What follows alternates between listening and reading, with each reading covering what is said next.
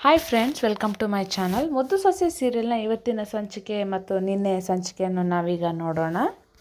ವಿದ್ಯಾ ಮತ್ತು ಭದ್ರ ಒಂದಾಗಿಲ್ಲ ಅನ್ನೋ ವಿಷಯ ಅಜ್ಜಮ್ಮಂಗೆ ಗೊತ್ತಾಗಿದೆ. ಅದು ಹೇಗೆ ಅಂದರೆ, ವಿದ್ಯಾಗೆ ಅವ್ರ ಅಜ್ಜಿ ಕೇಳ್ತಾರೆ, ಅವತ್ತಿನ ದಿನ ನೀವೆಲ್ಲ ಸಂದಾಗಿದ್ರ ಅಂತ. ಯಾಕಜ್ಜಿ ನೀನು ಹಾಗೆ ಕೇಳ್ತಾ ಇದೀಯ, ಮನೇಲೂ ಹಿಂಗೆ ಕೇಳ್ತಾ ಇದ್ರು ಅಂತ ಹೇಳ್ತಾರೆ.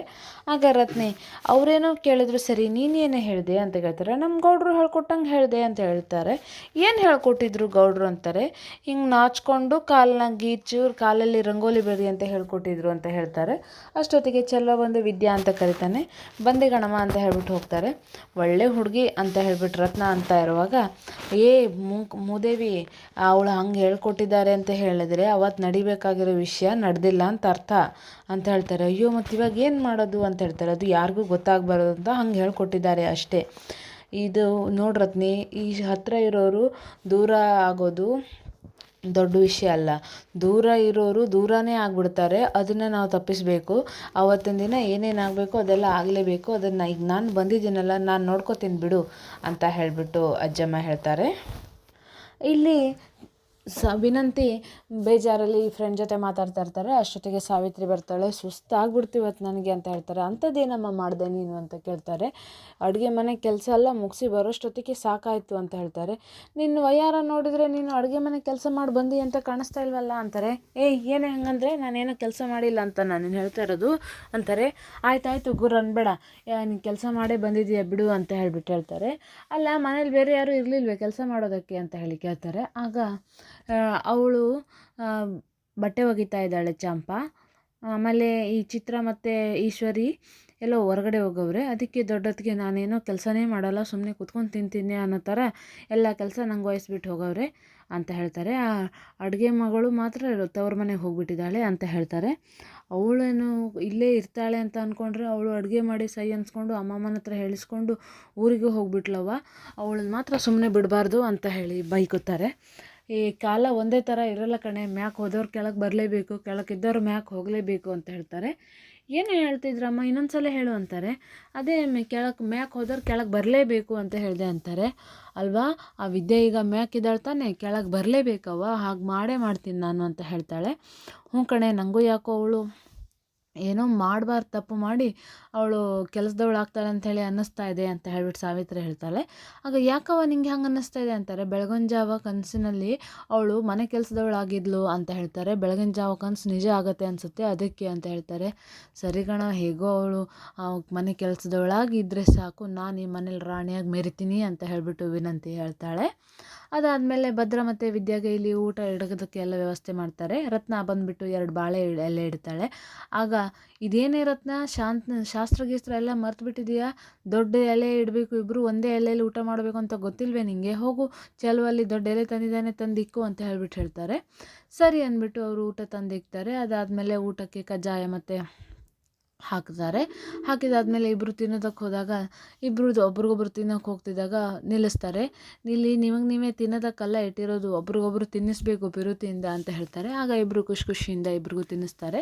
ತಿಂದಾದ್ಮೇಲೆ ಕೈ ತೊಳೆಯೋದಕ್ಕೆ ಹೋಗ್ತಾರೆ. ಇರವ ಟವಲ್ ತಂದು ಕೊಡ್ತೀನಿ ಅಂದಾಗ, ಬೇಡಪ್ಪ ಅವ್ರ ದಿನ ನನ್ನ ಸೆರಗಲ್ಲೇ ಕೈ ಉದ್ಕೊಳ್ಳೋದು ಅಂತ ಹೇಳಿಬಿಟ್ಟು ಹೋಗ್ತಾಳೆ. ಅದು ಒಳ್ಳೆಯದೇ ಮಗಳೇ, ಹೋಗು ಅಂತ ಹೇಳಿಬಿಟ್ಟು ಅಜ್ಜಮ್ಮ ಕಳಿಸ್ತಾರೆ. ಅದಾದಮೇಲೆ ಇಲ್ಲಿ ರತ್ನಿ ಕೇಳ್ತಾಳೆ, ಅಲ್ಲ ಅತ್ತಮ್ಮ, ಇದೇನಿದು ಪೂರ್ತಿ ಎಲೆ ಇಡೋದು, ಇದು ಯಾವತ್ತೂ ನಾನು ಕಂಡು ಇಲ್ಲ ಕೇಳೂ ಇಲ್ಲ ಅಂತಾರೆ. ಇದು ಅವರಿಬ್ಬರು ಎಷ್ಟು ಅರ್ಥ ಮಾಡ್ಕೊಂಡಿದ್ದಾರೆ, ಅವರಿಬ್ಬರ ನಡುವೆ ಎಷ್ಟು ಹೊಂದಾಣಿಕೆ ಇದೆ, ಸಂಕೋಚ ಇದೆ ಅಂತ ತಿಳ್ಕೊಳ್ಳೋದಕ್ಕೆ ನಾನು ಇಟ್ಟಿರೋ ಶಾಸ್ತ್ರದ ನಾಟಕ ಆಟೆಯ. ಅವರಿಬ್ಬರು ಸಂದಾಗೆ ಇದ್ದರು, ಖುಷಿಯಾಗೇ ತಿಂದರು. ಒಬ್ರಿಗೊಬ್ರು ತಿನ್ನಿಸೋದ್ರಲ್ಲಿ ಯಾವುದೇ ಥರ ಸಂಕೋಚ ಇರಲಿಲ್ಲ. ಅದಾದಮೇಲೆ ನಾನು ತೊಡೆನ ಒಬ್ಬರ ಮೇಲೆ ಒಬ್ಬರು ಹಾಕಬೇಕು ಅಂದಾಗ ಅವಳಿಗೆ ನೋವಾಗಬಾರ್ದು ಅಂತ ಹೇಳಿ ಅಳಿಯಂದರು ಅವರೇ ಸೋತ್ಕೊಂಡು ಅವಳ ಕಾಲನ್ನು ಮೇಲಿರೋ ಹಾಗೆ ನೋಡಿಕೊಂಡ್ರು. ಅಂದರೆ ಅವಳನ್ನು ಎಂಥ ಪರಿಸ್ಥಿತಿಯಲ್ಲೂ ಎತ್ತರದಲ್ಲೇ ಹಿಡಿದಿರ್ತಾರೆ, ಅವಳ ಜೊತೆನೇ ಇರ್ತಾರೆ ಅಂತ ಅರ್ಥ ಅಂತ ಹೇಳಿಬಿಟ್ಟು ಅಜ್ಜಮ್ಮ ಹೇಳ್ತಾರೆ. ಅವರಿಬ್ಬರ ನಡುವೆ ಶಾಸ್ತ್ರ ಯಾಕೆ ನಡೆದಿಲ್ಲ ಅನ್ನೋದೇ ಗೊತ್ತಾಗ್ತಾ ಇಲ್ಲ. ಈಗ ಅದನ್ನೊಂದು ನಾವು ನಡೆಯೋ ಹಾಗೆ ನೋಡ್ಕೋಬೇಕು ಅಂತ ಹೇಳಿಬಿಟ್ಟು ಅಜ್ಜಮ್ಮ ಅವರಿಗೆ ಹೇಳ್ತಾರೆ. ಊಟ ಎಲ್ಲ ಆದಮೇಲೆ ವಿದ್ಯಾ ಭದ್ರೇಗೌಡ್ರನ್ನ ರೂಮಿಗೆ ಕರ್ಕೊಂಡು ಹೋಗ್ತಾಳೆ. ರೂಮಿಗೆ ಕರ್ಕೊಂಡೋಗಿ, ನೋಡಿ ಇಲ್ಲಿ ನಾನು ಸರು ಮಲ್ಕೋತಾ ಇದ್ದಿದ್ದು, ಇದು ಇಲ್ಲೇ ನಾನು ಓದ್ಕೋತಾ ಇದ್ದಿದ್ದು ಅಂತ ಹೇಳಿ ರೂಮ್ನೆಲ್ಲ ಪರಿಚಯ ಮಾಡ್ತಾ ಪುಸ್ತಕ ನೋಡ್ತಾಳೆ. ಇವೆಲ್ಲ ನನ್ನದೇ ಪುಸ್ತಕಗಳು, ನಾನು ಓದ್ತಾ ಇದ್ದೆ. ಅವತ್ತು ಅಪ್ಪ ಬಂದುಬಿಟ್ಟು ನಾನು ಟ್ಯೂಷನ್ಗೆ ಹೋಗಿದ್ದಾಗ ಅಜ್ಜಿಗೆ ಹುಷಾರಿಲ್ಲ ಅಂತ ಹೇಳ್ಬಿಟ್ಟು ಕರ್ಕೊಂಬಂದರು. ಕರ್ಕೊಬಂದಮೇಲೆ ಇಲ್ಲೇ ನಾನು ನಾಳೆ ಬರ್ತೀನಿ ಕಾಲೇಜಿಗೆ ಅಂತ ಫ್ರೆಂಡ್ಸಿಗೆಲ್ಲ ಹೇಳಿ ಬಂದಿದ್ದೆ. ಆದರೆ ಇಲ್ಲಿ ಎಲ್ಲ ಮದುವೆ ನಿಶ್ಚಯ ಆಗಿ ಹೋಯಿತು. ಇದೆಲ್ಲ ಗಮನಕ್ಕೆ ಬರೋ ಅಷ್ಟರಲ್ಲಿ ನನಗೆ ಮದುವೆನೇ ನಿಶ್ಚಯ ಆಗಿಬಿಟ್ಟಿತ್ತು ಅಂತ ಹೇಳ್ತಾರೆ. ಅದಾದಮೇಲೆ ನಾನು ಕಾಲೇಜ್ ಕಡೆ ಹೋಗೇ ಇಲ್ಲ. ನನಗೆ ಈಗಲೂ ಓದಬೇಕು ಅಂತ ತುಂಬ ಆಸೆ ಇದೆ ಅಂತ ಹೇಳ್ಕೊಂಡು ಅಳ್ತಾ ಇರ್ತಾಳೆ. ಆಗ ಅಲ್ಲಿರೋ ಅಜ್ಜಮ್ಮ ವಿದ್ಯಾ ಅಂತ ಹೇಳಿಬಿಟ್ಟು ಕರೀತಾರೆ. ಆಗ ಬಂದೆ ಇರಿ ಅಜ್ಜಮ್ಮ ಅಂತ ಹೇಳಿಬಿಟ್ಟು ಹೋಗ್ತಾರೆ. ಹೇಳಿ ಅಜ್ಜಮ್ಮ ಅಂತಾರೆ. ಅಲ್ಲ, ಬರೀ ನಿನ್ನ ಕಷ್ಟಗಳನ್ನಷ್ಟೇ ಹೇಳ್ಕೊಳ್ಳೋದಲ್ಲ, ನಿನ್ನ ಆಸೆಗಳನ್ನಷ್ಟೇ ಹೇಳ್ಕೊಳ್ಳೋದಲ್ಲ, ನಿನ್ನ ಗಂಡ ಆದವನ ಕಷ್ಟ ಆಸೆಗಳು ಏನು ಅಂತ ಕೇಳಬೇಕು, ಅವರನ್ನು ಸಂದಾಗಿ ನೋಡ್ಕೋಬೇಕು ಅಂತ ಹೇಳ್ತಾರೆ. ಈಗ ಹೋಗಿ ನಿನ್ನ ಗಂಡಂಗೆ ಕುಡಿಯೋಕೆ ಏನಾದರೂ ತಗೊಂಬ ಅಂತ ಹೇಳಿಬಿಟ್ಟು ಅಜ್ಜಮ್ಮ ವಿದ್ಯಾನ ಕಳಿಸ್ಬಿಟ್ಟು ಭದ್ರನ ಹತ್ರ ಹೋಗ್ತಾರೆ. ಆಗ ಭದ್ರ ಬಾರಪ್ಪ ಕೂತ್ಕೋ ಅಂತ ಹೇಳಿ ಕರೀತಾರೆ. ಪರವಾಗಿಲ್ಲ ಅಜ್ಜಿ ಅಂತಾರೆ. ಪರವಾಗಿಲ್ಲ ಬಾ ಕೂತ್ಕೋ ಅಂತ ಹೇಳಿಬಿಟ್ಟು ಕೂರಿಸ್ಬಿಟ್ಟು, ನೋಡು ನಿನ್ನನ್ನು ನನ್ನ ಮೊಮ್ಮಗ ಅಂದ್ಕೊಂಡು 2 ಮಾತು ಹೇಳ್ತೀನಿ ಕೇಳು ಅಂತ ಹೇಳಿ. ಅದೇನು ಹೇಳಜ್ಜಿ ಅಂತ ಹೇಳ್ತಾರೆ. ಆಗ ನಮ್ಮ ಹುಡುಗಿಗೆ ಸ್ವಲ್ಪ ತಿಳುವಳಿಕೆ ಕಡಿಮೆ, ಅವಳಿಗೆ ಏನು ಗೊತ್ತಾಗಲ್ಲ. ಅದನ್ನೆಲ್ಲ ನೀನು ಸ್ವಲ್ಪ ತಿಳ್ಕೊಂಡು ಹೋಗಬೇಕು. ಮನೆ ಚಿಕ್ಕದಾಗಿದೆ, ಸ್ವಲ್ಪ ಅನುಸರಿಸ್ಕೊಂಡು ಹೋಗಬೇಕು ಅಂತ ಹೇಳ್ತಾರೆ. ಮನೆ ಚಿಕ್ಕದಾಗಿದ್ದರೂ ಮನಸ್ಸು ತುಂಬ ದೊಡ್ಡದಾಗಿದೆ ಅಜ್ಜಮ್ಮ ಅಂತಾರೆ. ತುಂಬ ದೊಡ್ಡದಪ್ಪ ಮಾತು. ಅಲ್ಲಿ ಕೇಳು, ಹುಡುಗಿರು ಅವರಾಗೆ ಬರಲ್ಲ ಮೇಲಕ್ಕೆ. ಅವರಿಗೆ ಸ್ವಲ್ಪ ಸಂಕೋಚ ಸ್ವಭಾವ ಇರುತ್ತೆ. ಆದರೆ ಗಂಡಸಾದವನು ಸುಮ್ಮನೆ ಇರಬಾರ್ದು. ಅವ್ರಿಗೇನು ಬೇಕು ಎತ್ತ ಎಲ್ಲ ತಿಳ್ಕೊಬೇಕು. ವರ್ಷ ತುಂಬೋದ್ರೊಳಗಡೆ ಸಿಹಿ ಸುದ್ದಿ ಕೊಡಬೇಕು. 2-3 ಆಗಬೇಕು ಅಂತೆಲ್ಲ ಹೇಳ್ತಾರೆ. ನಾನು ಏನು ಹೇಳ್ತಾ ಇದ್ದೀನಿ ಅಂತ ನಿಂಗೆ ಅರ್ಥ ಆಗ್ತಾ ಇದೆ ತಾನೇ ಅಂತ ಹೇಳಿ ಕೇಳ್ತಾರೆ. ಹ್ಞೂ ಅಜ್ಜಮ್ಮ ಅರ್ಥ ಆಗ್ತಾ ಇದೆ ಅಂತ ಹೇಳಿಬಿಟ್ಟು ಭದ್ರ ಹೇಳ್ತಾನೆ. ಅಷ್ಟೊತ್ತಿಗೆ ವಿದ್ಯೆ ಬರ್ತಾಳೆ. ವಿದ್ಯೆ ಬಂದ ತಕ್ಷಣ ಕುಡಿಯೋಕ್ಕೆ ಬಂದು ತಂದಿರೋದನ್ನು ಭದ್ರಂಗೆ ಕೊಡ್ತಾಳೆ. ಆಮೇಲೆ ವಿದ್ಯಾಗೆ ಅಜ್ಜಮ್ಮ ಹೇಳ್ತಾಳೆ, ನೋಡಮ್ಮ ವಿದ್ಯಾ, ಅತ್ತೆ ಮನೇಲಿ ಎಲ್ಲನೂ ಅನುಸರಿಸ್ಕೊಂಡು ಹೋಗಬೇಕು. ಯಾರೇನು ಹೇಳಿದ್ರು ಏನು ಹೇಳಬಾರ್ದು. ಎಲ್ಲರನ್ನೂ ಹೊಂದ್ಕೊಂಡು ಖುಷಿಯಾಗಿ ಹೋಗಬೇಕು ಅಂತ ಹೇಳಿಬಿಟ್ಟು ತಿಳಿ ಮಾತು ಹೇಳ್ತಾರೆ. ಸರಿ, ನಾನು ಇನ್ನೇನು ಹೊರಡ್ತೀನಿ ಅಂತ ಹೇಳಿಬಿಟ್ಟು ಅಜ್ಜಮ್ಮ ಹೊರಡೋದಕ್ಕೆ ತಯಾರಾಗ್ತಾರೆ. ಆಗ ಚಲ್ವ ದೊಡ್ಡವ ಇನ್ನೊಂದು 2 ದಿನ ಇದ್ದು ಹೋಗ್ಬೋದಿತ್ತಲ್ಲಪ್ಪ ಅಂತಾರೆ. ಇಲ್ಲ ಕಣಪ್ಪ, ನನಗೆ ನನ್ನ ಹಟ್ಟಿಲೇ ಸಮಾಧಾನ, ನನ್ನನ್ನು ಯಾರು ತಡಿಬೇಡ್ರಿ, ನಾವು ಹೋಗಿ ಬರ್ತೀನಿ ಅಂತ ಹೇಳಿಬಿಟ್ಟು ಹೋಗ್ತಾರೆ. ಸರು ತಂದು ಅವ್ರು ಬ್ಯಾಗ್ ಕೊಡ್ತಾರೆ. ಆಮೇಲೆ ಎಲ್ಲರೂ ಆಶೀರ್ವಾದ ತಗೋತಾರೆ. ನೋಡು ಮೊಮ್ಮಗನೇ, ಹೇಳಿದ್ದೀನಿ ತಾನೇ, ಗುಡ್ ನ್ಯೂಸ್, ಹೊಸ ಸಂತೋಷದ ವಿಚಾರ ಕೊಡಬೇಕು ಅಂತ ಹೇಳಿಬಿಟ್ಟು, ನೆನಪಿದೆ ಅಲ್ವಾ ಅಂತ ಹೇಳಿಬಿಟ್ಟು ಅಜ್ಜಿ ಹೇಳ್ತಾರೆ.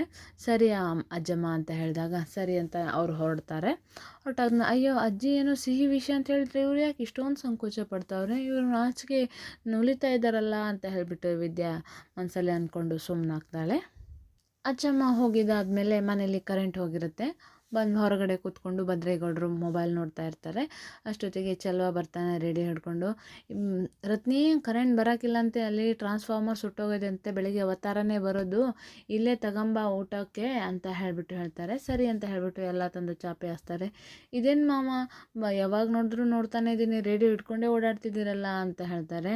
ಅಯ್ಯೋ, ನಮ್ಮ ಮನೆಯವ್ರಿಗೆ ಅವ್ರ ಅಪ್ಪ ಬಿಟ್ಟೋಗಿರೋದು ಈ ರೇಡಿಯೋ ಮತ್ತೊಂದು ಇದೊಂದು ಮನೆಯ ಅಂತ ಹೇಳ್ತಾರೆ. ಆಗ ನಿನ್ನನ್ನು ಬಿಟ್ಟೋಗಿದ್ದಾರಲ್ಲ ಜಿ ಅಂತ ಹೇಳಿಬಿಟ್ಟು ಸರ್ವ ಆಡ್ಕೋತಾಳೆ. ಅದನ್ನು ಬಿಟ್ಟೇ ಇರೋಕ್ಕಿಲ್ಲ, ಇಡೀ ದಿನ ಅದರಲ್ಲೇ ವಾರ್ತೆ ಕೇಳ್ಕೊಂಡಿರ್ತಾರೆ ಅಂತಾರೆ.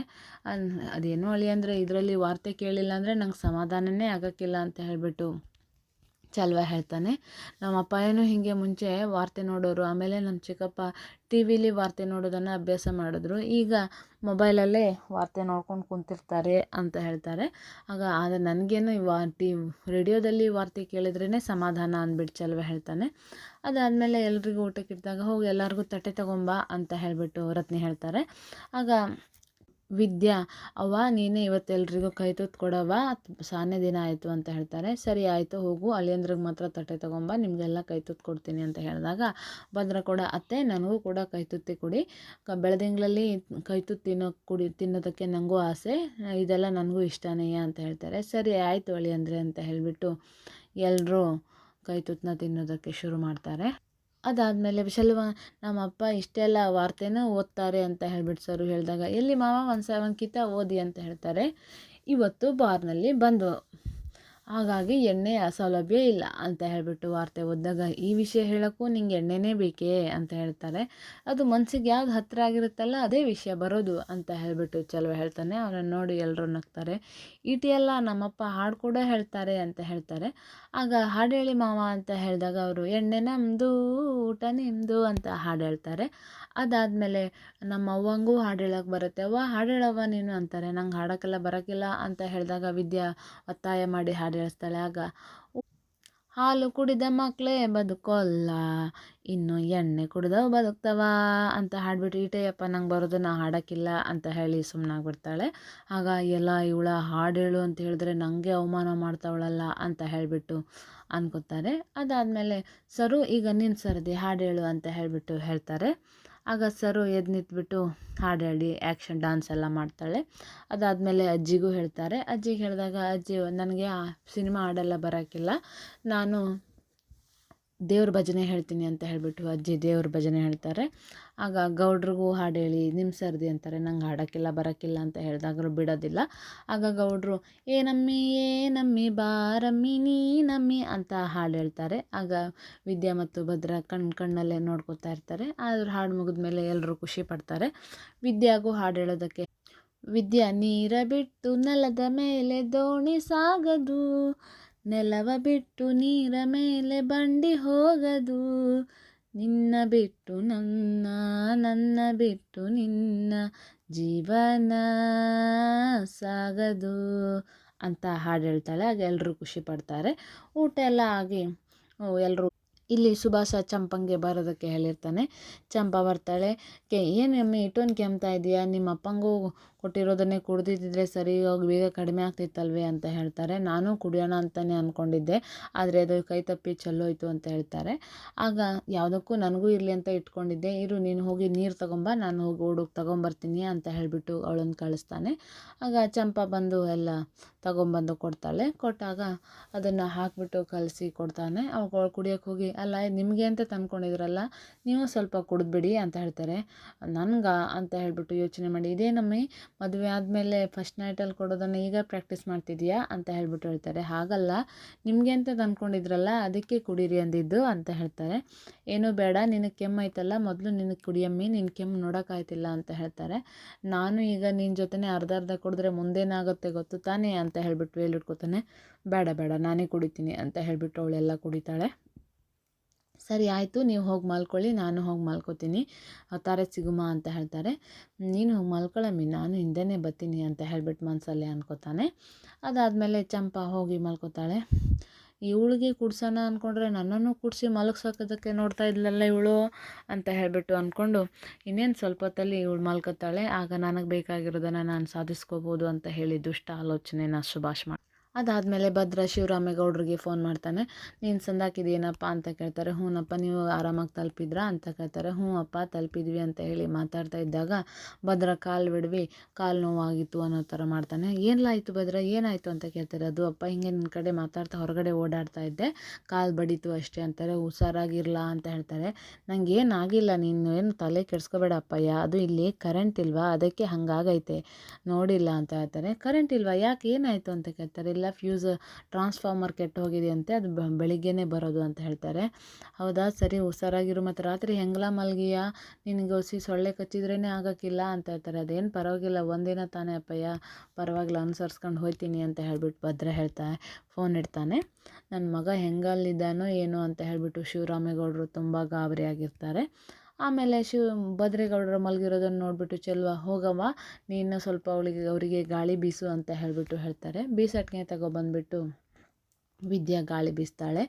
ಅದಾದಮೇಲೆ ನೀನು ಯಾಕಮ್ಮಿ ಗಾಳಿ ಬೀಸ್ತಿದ್ದೆ ಅಂತ ಕೇಳ್ತಾರೆ. ನೀವು ಸೆಕೆಯಿಂದ ಮಲಗಿದ್ರಲ್ಲ ಅದಕ್ಕೆ ಗಾಳಿ ಬೀಸ್ತಿದ್ದೆ ಅಂತ ಹೇಳ್ತಾರೆ. ಆಗ ಭದ್ರೇಗೌಡರು ಕೂಡ ಅವಳಿಗೆ ಗಾಳಿ ಬೀಸ್ತಾ ಇರ್ತಾರೆ. ಅವರಿಬ್ಬರನ್ನ ಪ್ರೀತಿ ನೋಡಿಬಿಟ್ಟು ಚೆಲ್ವ ಮತ್ತು ರತ್ನಿ ಕಣ್ಣು ತುಂಬ್ಕೋತಾರೆ. ಅದಾದಮೇಲೆ ಮನೇಲಿ ನಿಮಗೆ ನೀವಂದರೆ ಎಲ್ಲರಿಗೂ ತುಂಬ ಇಷ್ಟ, ನೀವಂದರೆ ಸಾನೆ ಪಿರುತಿ ಅಂತ ಹೇಳಿಬಿಟ್ಟು ವಿದ್ಯೆ ಹೇಳ್ತಾ ಇರ್ತಾಳೆ. ಮನೇಲಿ ಎಲ್ರಿಗೂ ಇಷ್ಟ ಸರಿ, ನಿಂಗೆ ನಾನು ಇಷ್ಟವೇ ಅಂತ ಕೇಳ್ತಾರೆ. ಹೌದು, ನೀವು ಅಂದರೆ ನಂಗೆ ಇಷ್ಟ ಅಂತ ಕೇಳ್ತಾರೆ. ನೀನು ಎಷ್ಟು ಇಷ್ಟ ನಿನಗೆ ನಾನು ಅಂದರೆ ಅಂತ ಹೇಳ್ಬಿಟ್ಟು ಕೇಳಿದಾಗ ವಿದ್ಯಾ ಎರಡು ಕೈ ತೋರಿಸ್ಬಿಟ್ಟು ಭೂಮಿ ಆಕಾಶನ ಅಳತೆ ಮಾಡೋಕ್ಕಾದತೆ, ಅಷ್ಟು ಇಷ್ಟ ನನಗೆ ನೀವಂದರೆ ಅಂತ ಹೇಳಿಬಿಟ್ಟು ವಿದ್ಯಾ ತೋರಿಸ್ತಾ ಇದ್ದಾಗ ಅವಳನ್ನು ಅಪ್ಪುಗೆ ಮಾಡ್ಕೊಳ್ಳೋದಕ್ಕೋಸ್ಕರ ಕಾತರನಾಗಿರ್ತಾನೆ. ಇಲ್ಲಿಗೆ ಇವತ್ತಿನ ಸಂಚಿಕೆ ಮುಕ್ತಾಯ ಆಗಿದೆ. ಮುಂದೇನಾಗುತ್ತೆ ಅಂತ ಹೇಳಿ ನಾವು ಕಾದು ನೋಡೋಣ. ಇವತ್ತಿನ ಈ 2 ಸಂಚಿಕೆಗಳು ನಿಮ್ಗೆ ಇಷ್ಟ ಆದರೆ ಲೈಕ್ ಮಾಡಿ, ಶೇರ್ ಮಾಡಿ, ಸಬ್ಸ್ಕ್ರೈಬ್ ಮಾಡಿ, ದಯವಿಟ್ಟು ಸಪೋರ್ಟ್ ಮಾಡಿ.